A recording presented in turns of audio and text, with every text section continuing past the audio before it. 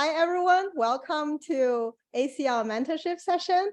I'm Zhijing. Today, we're moderating the panel together with Oana.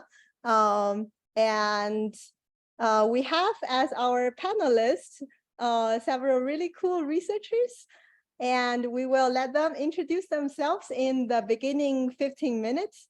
So each one 5 minutes, and then we'll start to answer questions from the audience. Great. We will maybe make alphabetical order of the name as our default order. So Marzieh, feel free to start first. Wow, my name starts with M and I'm already the first one. Very fortunate. Yeah. Hi, everyone. I'm Marzieh. I'm very happy to be here.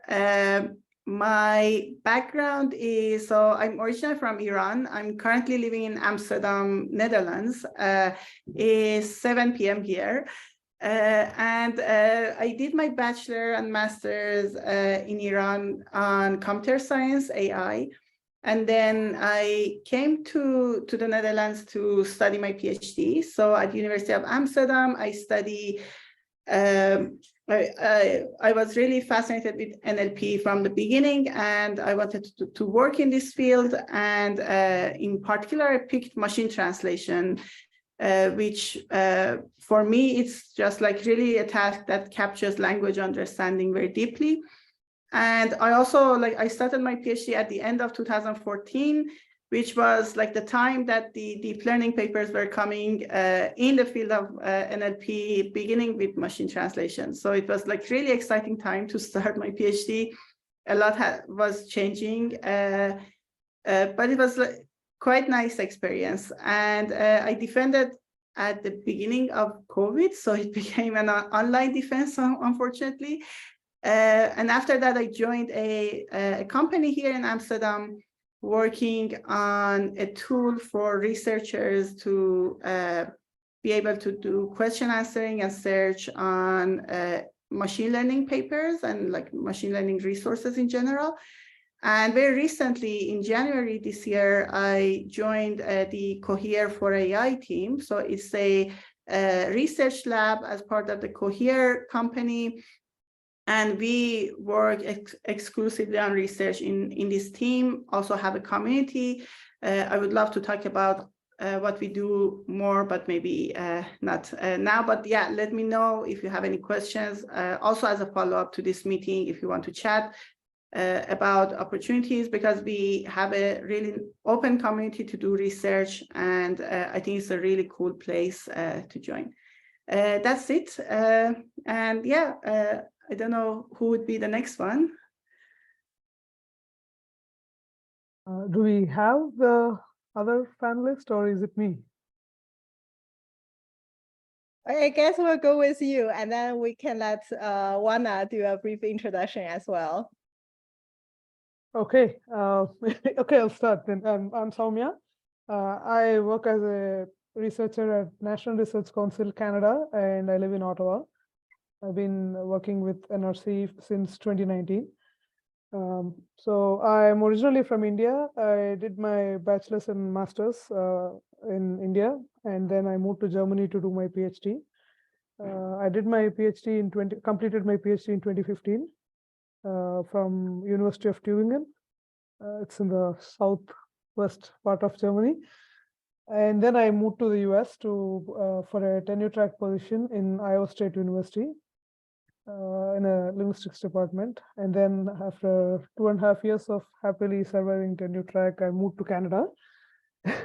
And I worked in the industry for some time, for about a year, working as a senior data scientist. And then I came to this job. So in like the 7 years of my post-PhD life, I saw all sorts of post-PhD jobs already. So if anyone wants to talk to me about careers after PhD in general and in these 4 countries where I worked, India, Germany, US, and Canada, feel free to reach out to me. Yeah, I guess that is it from me. Yes, I'm definitely interested in our multicultural setting. So yes, for one of the questions later, we'll definitely go through how do you move and adapt across different cultures. Great, then we'll move to Oana. Hello, everyone. So my name is Oana, Ignat. I'm from Romania. I did my undergrad there. Then I came to US, to University of Michigan, working with Rada for a PhD. I just finished the PhD last August and started a postdoc with her. My research, so my thesis was at the intersection of NLP and computer vision. I worked on multimodal, like creating data sets and models focused on human action understanding. And I also, more broadly, I'm also interested in how models work across countries, cultures, like in different languages. I also worked a bit on that. And yeah, now I'm collaborating with many students from Rada's lab, and I really enjoy my postdoc. I think I like it more than the PhD. It's much more relaxing, and I have the opportunity to guide multiple projects at the same time. And I also enjoy mentoring. So yeah, I'm in a happy place right now. But I want to continue in academia. I had a time when I wasn't really sure what to do next, to go to industry. I did a few internships at Amazon and at Meta, and I enjoyed it for the most part. But I think the postdoc kind of changed my mind to go towards academia more, because I enjoy mentoring and doing research. And yeah, also right now, industry is not very, at least the big companies don't hire that much. So it's a bit of a rough time to go to industry. But I'm also really interested to talk more about the companies you're at. And yeah, how how the path has been for you after you finish the PhD. Yeah, thank you. Great, awesome. We got a wonderful panel. And then, so I see several type of questions we could address. And then, so since our mentorship's title for this session is When Life Happens, Navigating Through Challenges in Life. So maybe we'll do it by a show of hands. How many of the audience are interested in comparing industry versus academia, how life across the two places are? Maybe raise your hands. I am very interested in the question as well, so I'll raise my hand myself as well.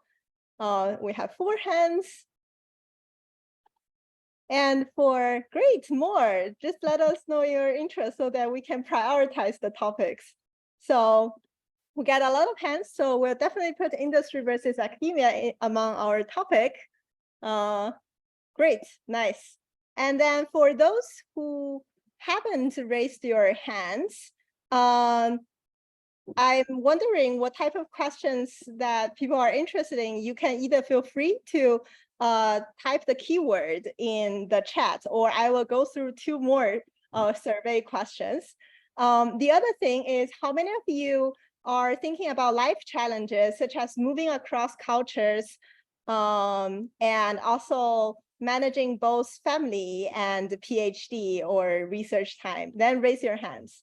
So moving across countries, cultures, and then family versus work. Great, we have 7, 8. Awesome. Roughly the same popular as industry versus academia, if not more. So we could go through that. Great, that might be potentially the first topic we'll address in the panel. And then last survey question. How many of you think the challenges posed by LLMs, and then in the middle of your research, suddenly large language models emerge and you feel the life survival challenge from there? And then you wonder how we can go through these challenges? Then raise your hand. Great, 7 hands, 8. So challenges posed by LLMs. Cool. Then we'll first go through cross-cultural challenge, then challenge by LLMs, then finally industry versus academia ones.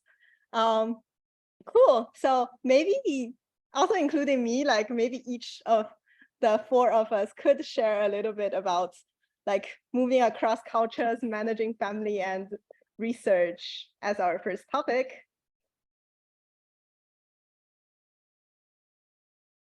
We will potentially put Marzieh on the spot if you don't mind. Yeah, do you want to go, Sowmya, or should I? Sure, I can do that. Okay, moving across countries, cultures, I've moved quite a bit. So maybe I can talk something about that, but then it's also like, it's also hard to talk. I mean, what should I talk about it? Like there is, of course, some time, you take to adjust, and sometimes you don't. Like when I moved to Germany, there are two issues there. I didn't know anyone there. I also did not know the language. So it's a bit difficult, to find some circle of friends or somebody outside your lab. But I addressed that by joining a language course, and also there were some student groups who just used to, take off on a weekend for a day trip. So those are the places where I used to meet people. Like we just used to take a train and go somewhere and then come back in the evening. Those are the places where I mean, everybody was like me, like they moved from some country. Some of them knew German, some of them did not know German. When I came to the US from Germany, situation was slightly different. I didn't move as a student. I moved as a faculty member. So these kind of groups did not exist, like, like student groups where people gather. Those kind of things did not exist. So I found it a bit challenging to, find some kind of social circle outside the university environment. I mean, everybody was nice, like the professors whom I met there from other departments, they were all very friendly. Everybody was an immigrant, that was all fine. But talking to some non-academic people was really difficult there, because Iowa State University is in a small town called Ames, where everything is centered around the university. So in terms of research, I didn't really face a lot of challenges because all these places where I worked, they have been fairly open to, new collaborations or going beyond your comfort zone and talking to other disciplines and things like that. So I've been fortunate in that sense. What other, I don't know, what other things can I mention? I think that was it. Like, I mean, I was also changing between field, like the nature of job itself was different. Like, I mean, I was a professor for some time, and then I was a data scientist, and now I'm a researcher. So the nature of job itself is different. But I think because of going across countries and changing these things so like frequently early on, I was able to learn from my experiences from all these places. So I don't like, it may appear like it's a difficult thing when we are doing it, but when we look back at it, it all seems to have happened for my own good. So that's my take on it. Great. And I feel like when moving across countries, it could be like challenges for ourselves, such as like the shift of friends that we're in touch with, or maybe the funding structure across different places are also different. And it could also be challenges for family, such as at least our parents, language would be so hard. But maybe for kids, like the lower generation, then they're easier to adapt. But it will still be a structural change. Yeah, and also, yeah, I moved for the sake of family. Like, I mean, I didn't move for professional reasons. All these moves were because some situation in my family forced to move. So, I mean, it's not because the job was bad or whatever. So I have to say that it's not like I'm not going to say academia is bad or industry is bad. I'm happy with all those jobs. So yeah, family situations, sometimes make you change your career paths in unexpected ways. That does not necessarily, have to be negative or bad. Things may work out. Like, totally agree. Marzieh, so we'll go through what challenges have you met before, and then some learnings from these life changes. Yeah, I think these were really good points, like trying to find these like student groups and communities, because also at university, like a lot of people are like in the same boat. Like they all like came from like different countries with no friends, and they want to start building their social connections and social life. So this is something that I would definitely also recommend.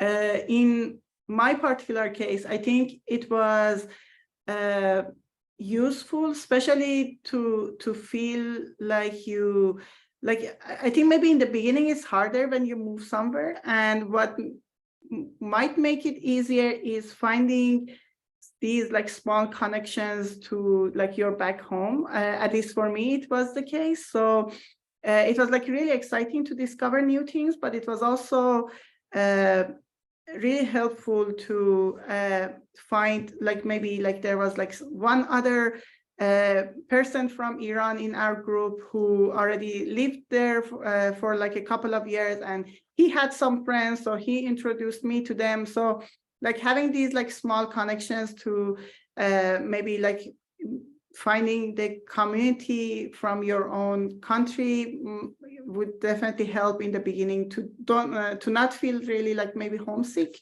I would say that it's not, I wouldn't recommend only staying in that community. I think it's really important to also trying to build friendships and relationships with everyone else. So we do move for reasons, right? So we do want to explore, we do want to meet new people, see new cultures. So maybe also trying to find a positive reason of why we are doing this. That would also help set your mindset in a way that this is change, but this is like a good change. This is like something different that can be good to help you grow. I think that would be really important as well.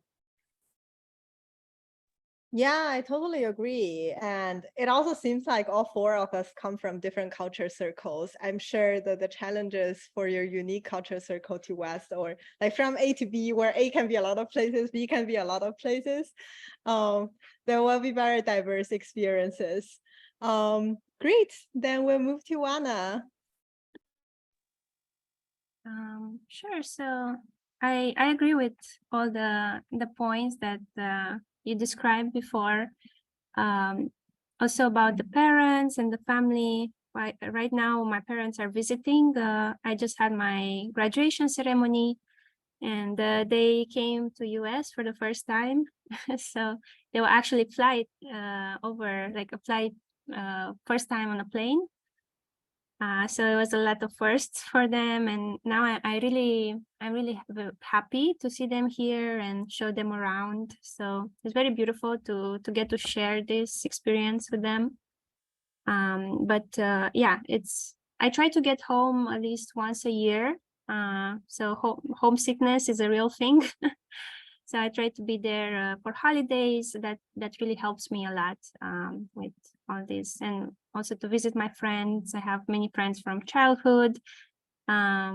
So yeah, that's I try to keep in touch with them. Maybe have a schedule, something like have a coffee every week with some of them, like a Zoom coffee, a virtual, like talk on Skype or on Zoom, so I can still keep in touch. Yeah, and well, I come from Romania, where I don't know. I came here to pursue a PhD and to learn more, and I really appreciate all the great opportunities here. I really wish I could maybe one day go back to Romania and give back and like try to apply some things that I learned here. Yeah, it really opens your eyes and shows you all the possibilities out there. So it's a really valuable experience. And yeah, in the beginning it was like a roller coaster almost of emotions. But yeah, I think with time passes, you learn how to manage all that and yeah, do what's best for you. So you discover what you can do to keep the emotions under control and keep yeah, see the good side, like as you said, like there's a reason why you're here and you want to discover places and learn from different people, different cultures. So that's really awesome. And I'm really appreciative of that. And Yeah, Zhijing, you want to say a few words about your experience? sounds great. Yeah, I really agree with all of what we have mentioned. Like there are motivation that supports us to be here. If we ever talk about some little tips, that among the motivations, it will also include the support structure we can get in this place, this new place. Like, do we have enough friends to share our feelings? And then when life doesn't work that well, do we have people that we can lean to? Yeah, so all of these should get into the holistic concern when we're moving and then settling down at new environments. Also with regard to work-life balance, I guess maybe for now, Oana and I are like sort of like the pre-marriage stage, so we're relatively free.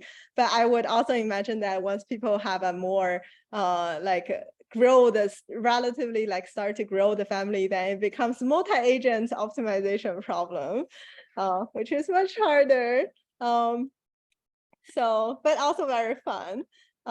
Yeah, for the audience, if you have any specific life questions, feel free to let us know. Otherwise, we go through some common questions. And then we will naturally lean to the second topic about research, like navigating through research challenges. And the topic in our hand is what research can we still do in the era of LLMs? The audience can feel free to post specific area you work on and how, like if you want to brainstorm your next research question with this panel, feel free to post your question and I'll hand the moderation to Oana.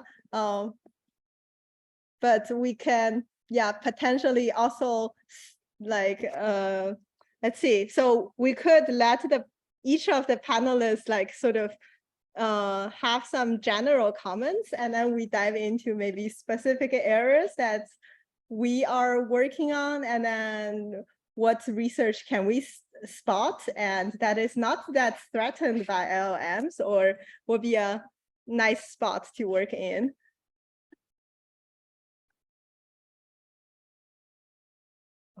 Okay, maybe I'll start. So usually, when sometimes when I'm clueless about what I'm doing, what is happening, what should I do, one of the many things I do is to go to ACL anthology and look at the papers from 70s and 80s, the ACL CL journal or Coling or those kind of papers, very old papers, early year papers. If you look at the titles, they're no way similar to what we do right now or what people were doing even 10 years ago. And if you go through, try to read some of those papers, they're like completely different. The field survived. These people who have been doing research, they survived. So we will also survive.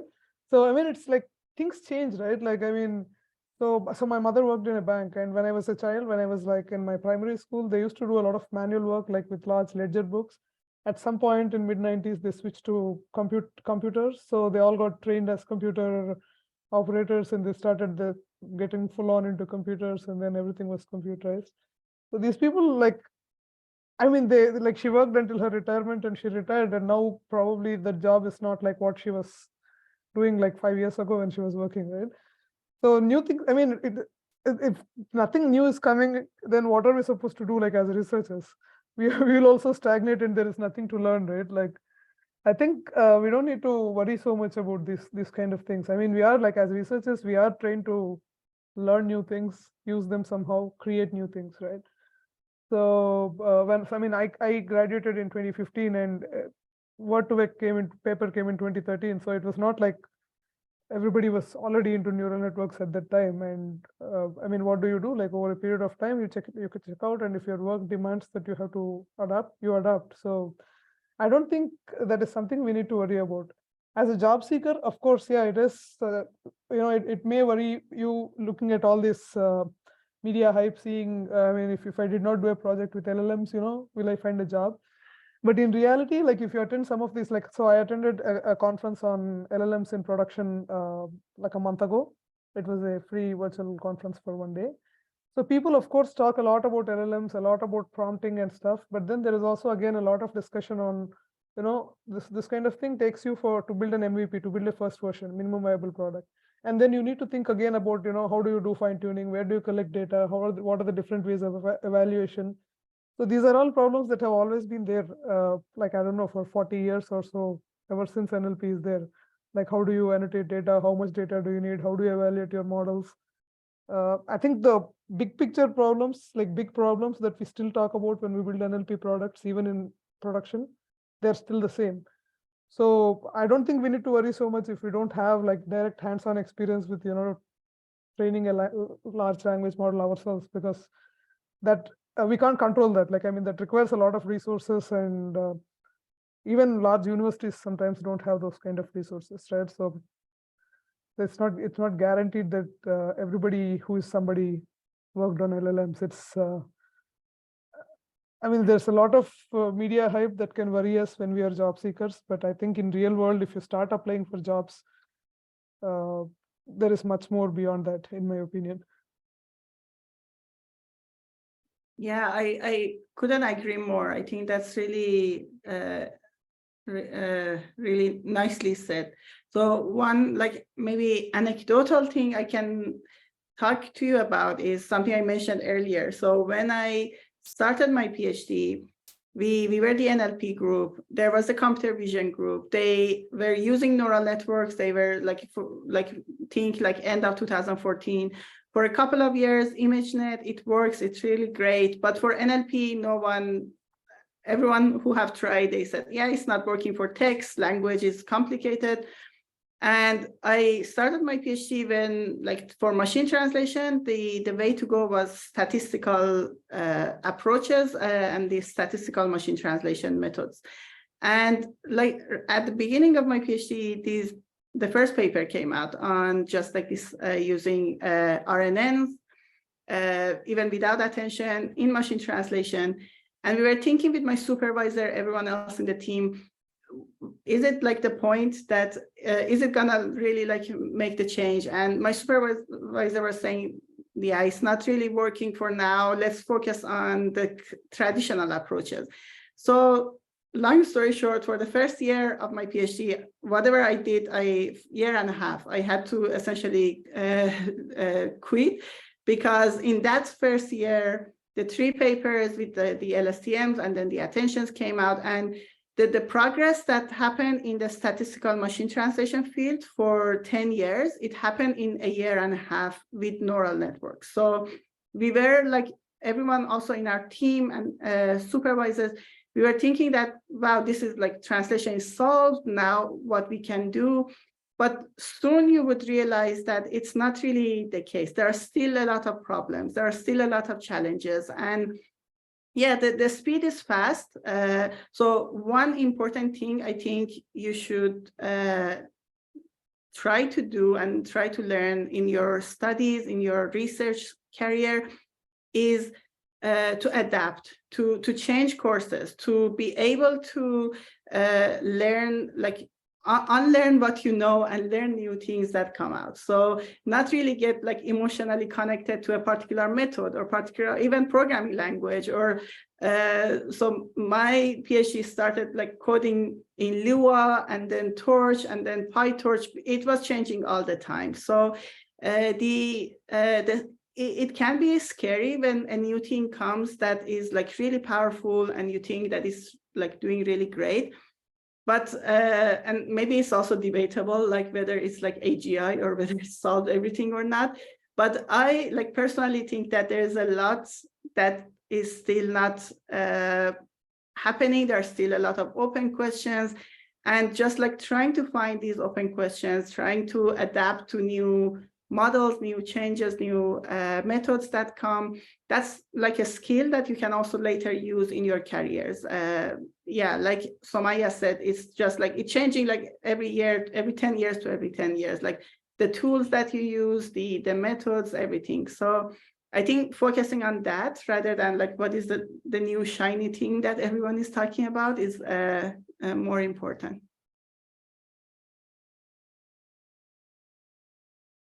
One other thing I started doing after, I mean, the past few months is I just started writing a blog summarizing some of the research papers on, ChatGPT, GPT-4, and those kind of things. It's primarily for myself because, like, I mean, I don't work in an industry setup, so I'm not going to use those kind of language models in my work. But there is also a lot of things happening, and I just can't ignore these things as if nothing is happening, right? So that's one way in which, if, like, you're a PhD student, you're working on some topic which does not let you use this kind of research, and then you're worried about, how can I apply for jobs if I don't know about anything like this? Maybe you can do something like that. I mean, just start writing a Medium blog or something like that, playing around with these with these tools, or playing around with GPT, OpenAI API, and see do some. I mean, it need not be research paper, right? Like you can just try out a few things and write your observations, or talk about research papers that do evaluations of this ChatGPT on, say, a given task, and then write what you can learn from that. What are some shortcomings? What are some things that are still open challenges? It gives you some time to think about things apart from your actual research, PhD research, right? So it also broadens the perspective, and once you graduate out of your PhD, it's not everybody gets the opportunity to just continue doing what they were doing for their PhD. So at some point, we end up doing something completely different. So I think even doing this blogging or something like that, that gives you like a broader perspective, at least give you some idea of what is happening in other areas of NLP. Yeah, I strongly agree. So I especially love what people have mentioned, like tool gets updated, just adapt to that, and also keep our own critical thinking. One little brainstorming exercise that we had in Radha's lab is like every PhD student gather together and brainstorm what we can do much more than the current NLP. And then I myself start to brainstorm, like taking each domain, let's say NLP for education or machine translation. So take whatever NLP task and then brainstorm first the relation. Some domains are orthogonal, let's say computational social science. If the goal is to analyze what phenomenon is there on social media, let's say a common task, stance detection, then they just plug in a stronger LLM. So it's sort of like we still keep the research question, the tool will become more powerful, and you can see more interesting results coming in.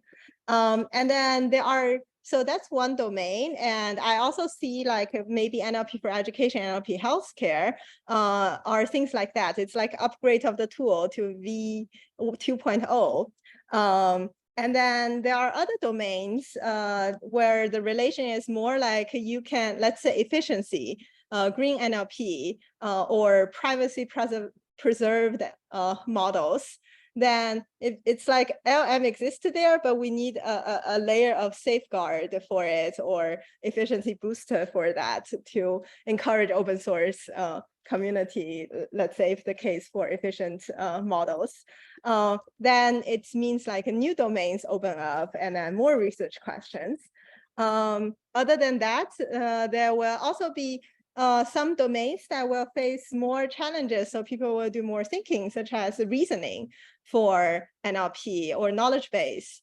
Then let's say if LLMs conquer one reasoning data set after another, then just give us space to think about what reasoning actually mean and how does human intelligence actually differ there.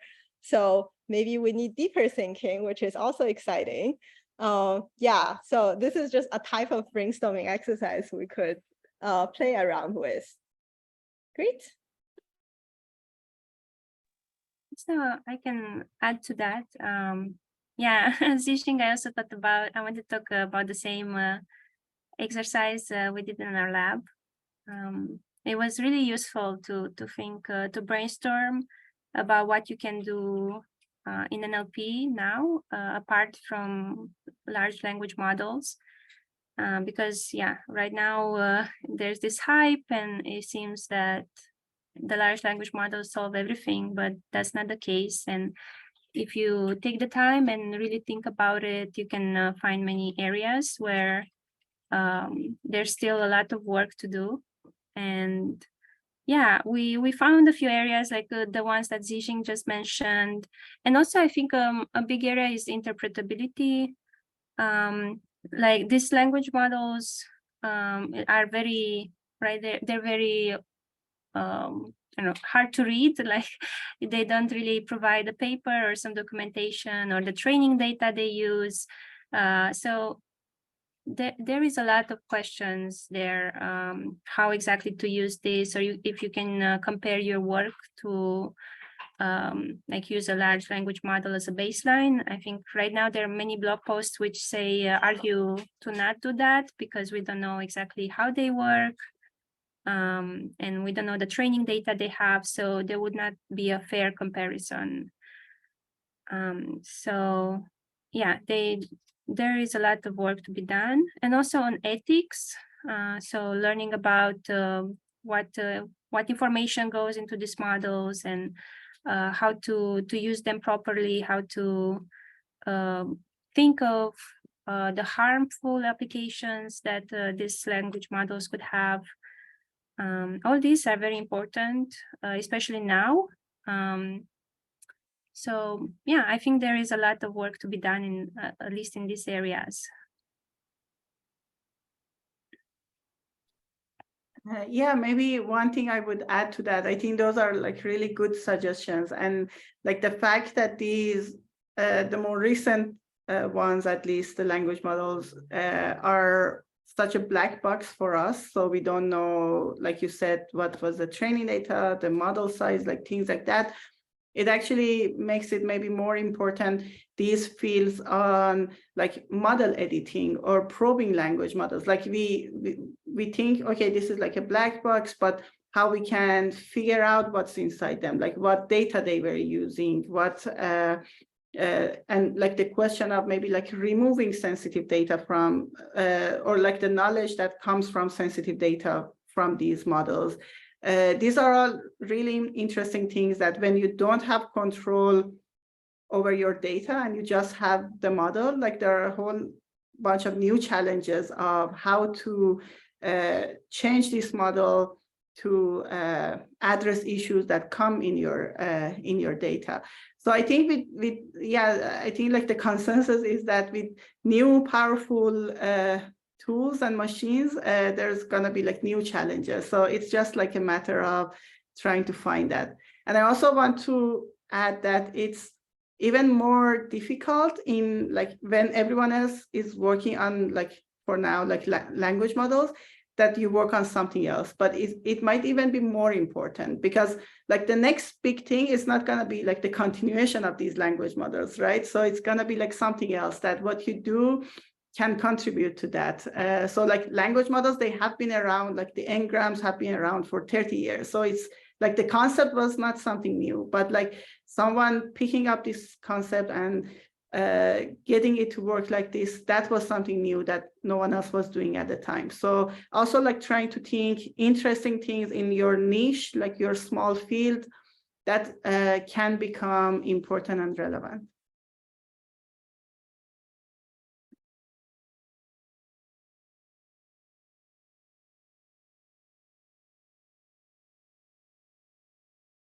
Oh, Oana, maybe feel free to lead through other sub-questions under this topic. I have an answer for the question that you posted. So conversational AI, like one of the biggest challenges is evaluation right now. So like, I was about to say that too. Yeah. yeah. So it's like really important, both in terms of like creating data, and also like just like the metrics that is used and just like the whole like how evaluation is done. That's something that I think it's not at all solved or even close. Also, I mean, there are so many languages we still don't know like how is it going to, like, I mean, people when in conversational AI papers, we still see English as the most common language. And there are many languages out there which are very different from English. And it's not that easy to I mean, at least, when I try ChatGPT, it's horrible with my language. Like each time I try to do something with it, I have to then translate it to English and then do something. And it's really good with English, but it doesn't it doesn't matter. Like as a researcher, there's still a lot to do in that area. And one other thing is domain adaptation. Like, I mean, it's one thing to do like a general chat, but it's a completely different thing, when you need to do well at a very focused task. And it doesn't matter whether you're doing good or bad with other tasks. You need to do one task well. Generic models usually have this problem of, I mean, they're generic. So specific tasks need not be performed very well by them. So that's also, it's kind of an open question in conversational AI research.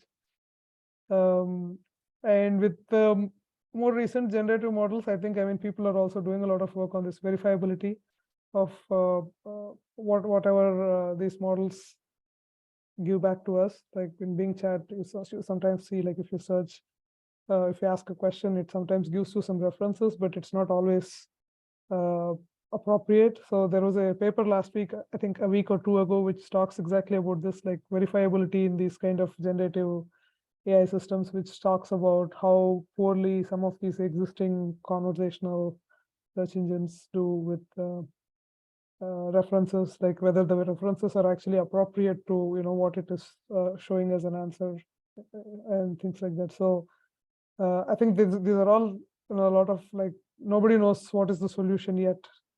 You may solve it like tomorrow or maybe 10 years later.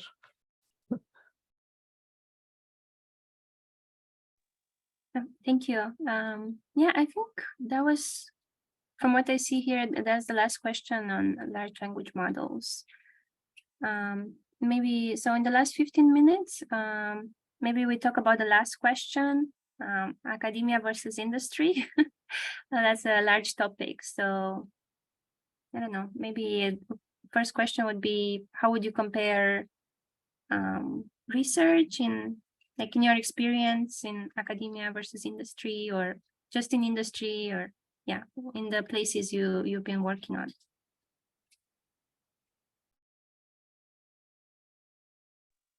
Maybe Sowmya, if you want to start. Sure. So there is also a third kind of research, like academia, industry, but also like some kind of research lab. Like I work in a government research lab, which it's not a university. We don't have to teach. We don't have to write grant applications or something. Yet there is fair amount of freedom in terms of what kind of things do you want to pursue. So I'll try to make a comparison of all these three based on my experience. Although my industry experience is more of development, product development kind of experience than working in a research lab. So in academia, there's like a lot of teaching. I like teaching. I don't have any problem with that. But then the problem comes with work-life balance. Like you spend like teaching is a lot of time. Like especially if you're teaching like some kind of like statistical NLP, advanced NLP kind of course for the first time, you spend several hours, like 5 or 6 hours, just to come up with 1 hour of content. And this may be even more when you're just starting out, like as an independent teacher, independent assistant professor or something like that. Like you may spend almost 10 hours for 1 hour of instruction. So that means like for like a, I don't know, 3-hour class in a week, you'll be spending almost 25 hours, 30 hours just preparing for it. And then there will be office hours and things like that. So basically, like if you think of a normal person working week as 40 hours, academics working week has to be like 60 hours or something like that.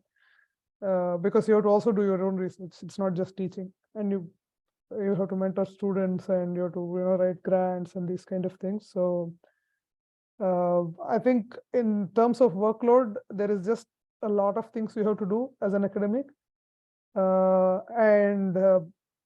It depends on people, but sometimes it affects your work-life balance, right? I think that is much better in industry jobs, as far as I understand. Usually, most of the people I know who work in the industry, they stop on Friday and then they restart on Monday. But When I was an academic, at least, like the weekends were spent in preparing for teaching in the next week so that I can do research during the week. Otherwise, if I don't work on the weekends, there's no time for me to actually do any research. I'll just be teaching, preparing for teaching. So I think that's the primary difference I see between academia and industry. And of course, there is more freedom to pursue in academia, whatever you want in academia, only if you manage to get a grant for it, right? And it's also very hard to, the acceptance rate is getting lower and lower, and there's grants are also getting more and more competitive.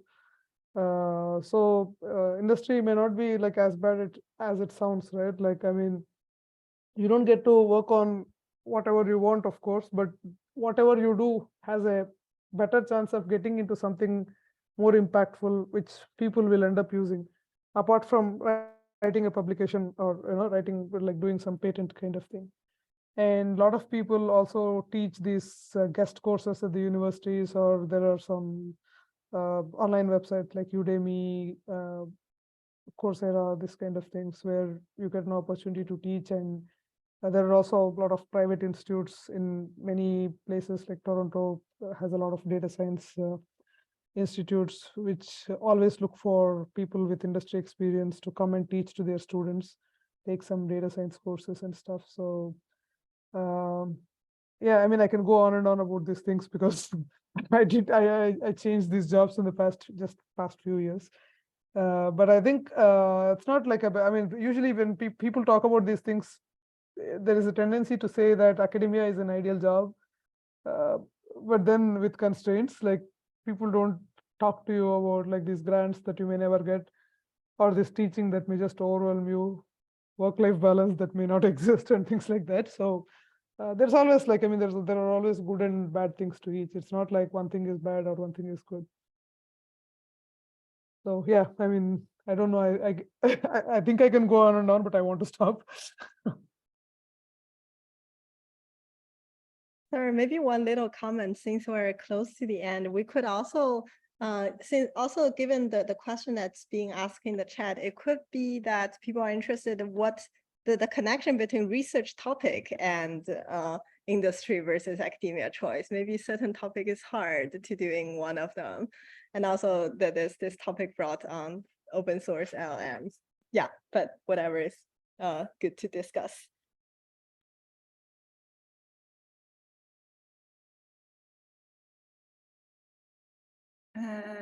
Yeah, so I think the industry versus academia, I think it's very much, like there's no right or wrong answer. Like there are like pros and cons to both. So depending on where you are in your life and what you want, I think maybe the more important thing is just to talk to people before joining anywhere, just to have like a really good understanding of what is expected there, what is the work life there, and yeah, so I don't have really anything much to add to what Sowmya mentioned.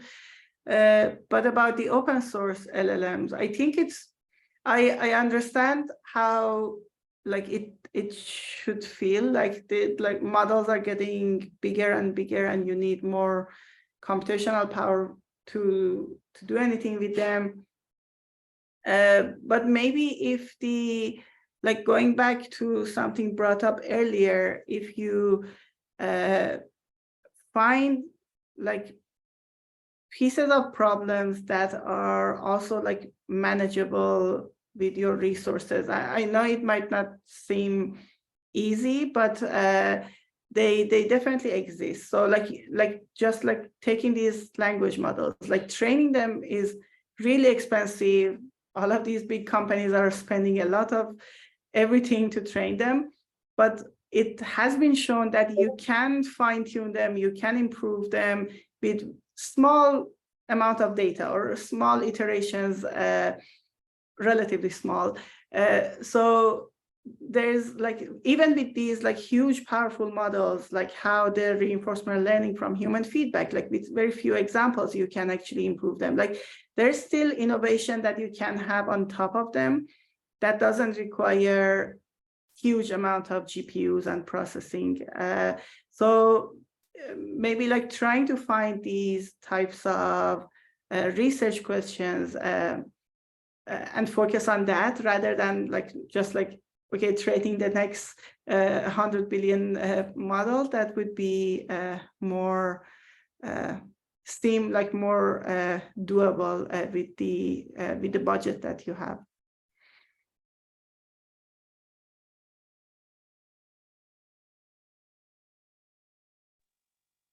Thank you. There's also for Marzieh, there's another question. I think it's a bit. So let me try to rephrase it from the chat. So about career suggestions for fresh undergrad graduates. So for example, if the student's background is grammar error correction in their native language, what companies might be good to try doing internships or full-time? And if Cohere has this type of opportunities? Yeah, I mean, well, definitely get in touch with me. So I'm not like sure exactly like the types of opportunities that we have at the company itself. So I know for our research lab, oh wow, there's a fire alarm. I hope everything is fine with Sowmya.